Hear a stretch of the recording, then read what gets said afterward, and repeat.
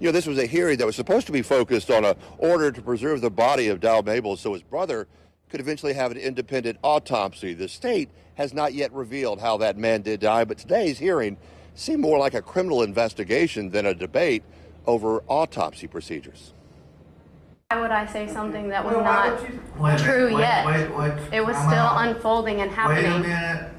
A combative court hearing in what was supposed to be a fight over an independent autopsy requested by the brother of Dal Mabel.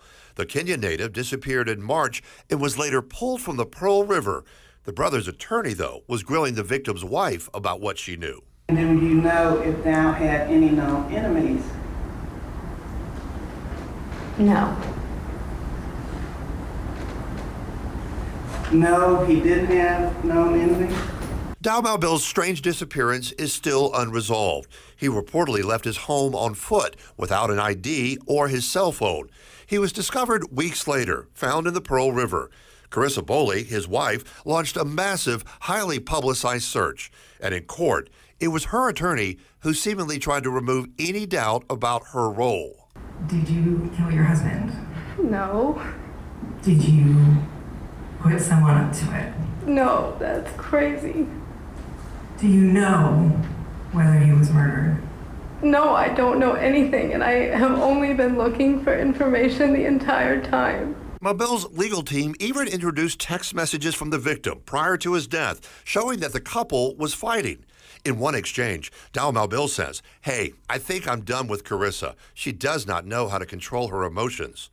Afterwards, his brother's attorney says the family just wants an independent investigation as to the cause of Dal's death. I will tell you this, I cannot say there was not foul play without an autopsy first being conducted. I just wish that it had been a family conversation instead of a legal fight.